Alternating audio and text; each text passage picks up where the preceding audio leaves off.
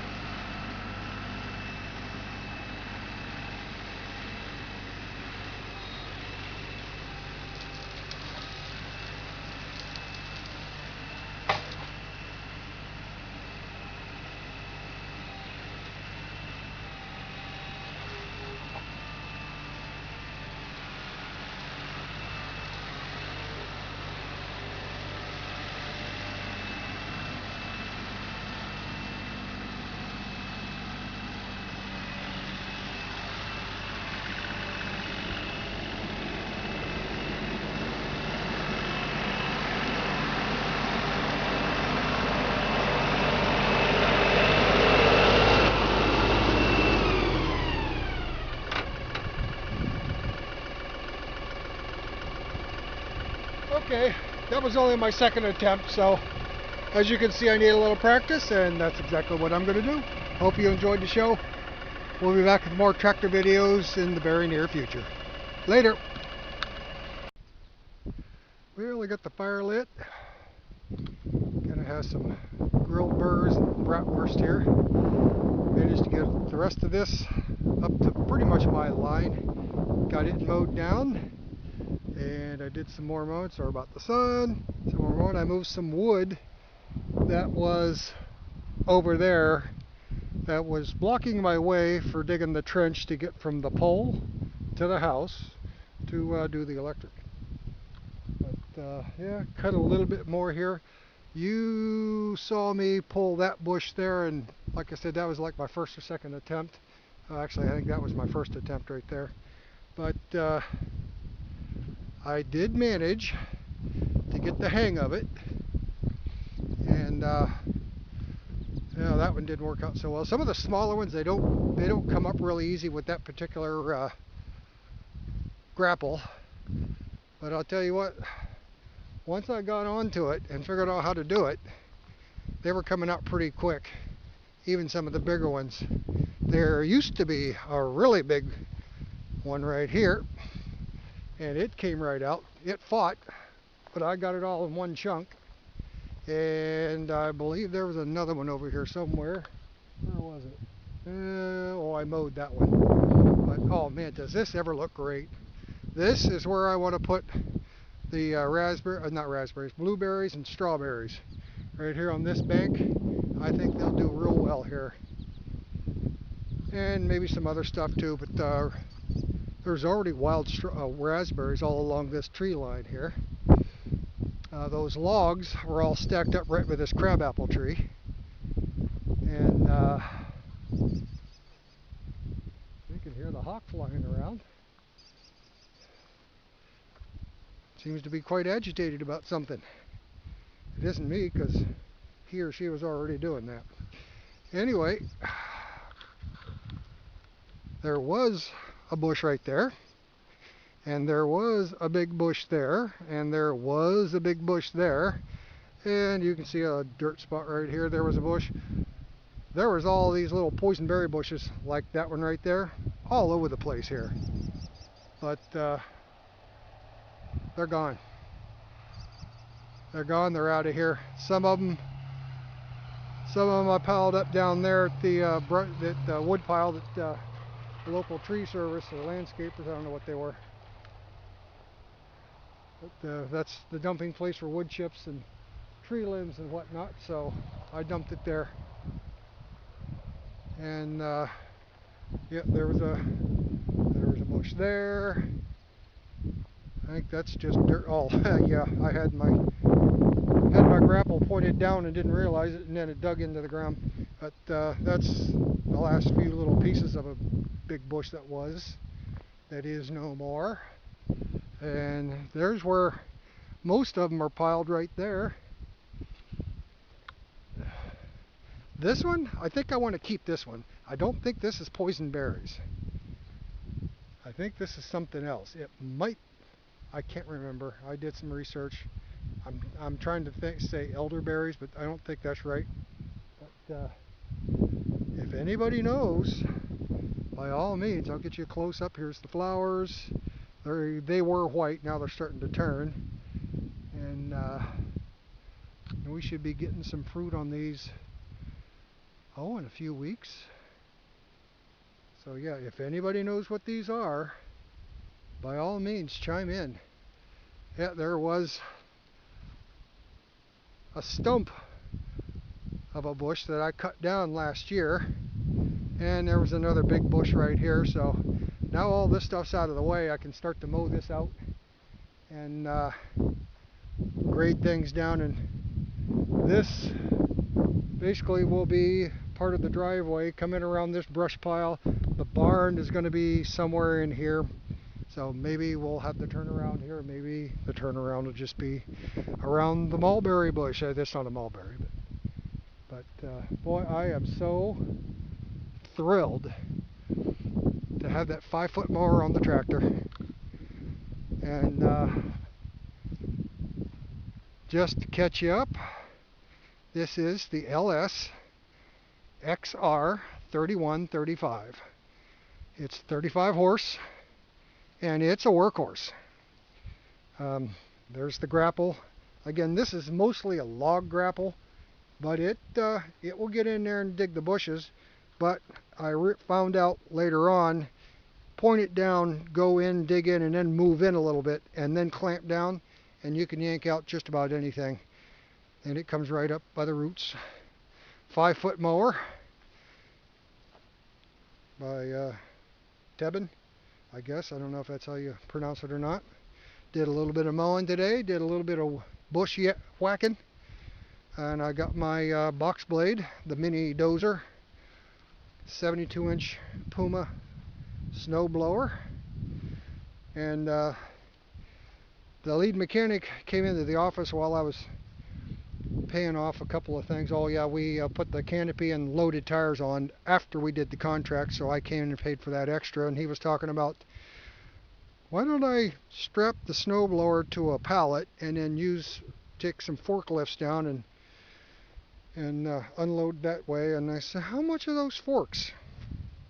As you can see, these are HLAs, and these are pretty doggone stout. And I'm seeing, the forks move in and out. So adjustable width forks, they got a nice back on it. And as you can see, that is a 2-stage snowblower. And I may not do it this year, but next year we'll be here for the winter, and I'm kind of looking forward. That's part of the coupler for the PTO shaft. It's strapped on there. It slides on down there. And I got another piece of grass in my shoe. There we go. And of course the lift bucket it comes with, and I had them, I didn't realize they're going to weld it on, but I got a snatch hook or a bucket hook, so if I'm doing something and I don't want to switch attachments, I can just grab the sling or a chain and run with the bucket, because I'll probably have the bucket on most of the time once I get going. But right now that guy right there is the way to go, because I still got a lot of bushes. I did a lot of mowing up in here, but there's still a lot of stuff to pull up. Most of the pines, the conifers, I'm going to leave, because those will make nice shelter just in case I start grazing livestock up here. There's some trees here that I'm not sure, they might be fruit, so I'm going to leave them. But stuff that's obviously junk, or if it's sumac or something like that, I'm definitely going to be getting rid of that. But I'm grinning ear to ear with just how terrific this place looks. Just getting the grass mowed down and some of the brush finally pulled up. And eventually this stuff will all get cleared up and put somewhere. But not going to worry about that for now. But over the next couple of weeks, I'll be working on this section over here, pulling out all the crap and mowing and getting things so that it's more of a pasture again. Because as I've mentioned before, this is a fallow hayfield. And as I mentioned before, just using the bush hog. I'm looking at this hay here, and boy, this is really some good stuff.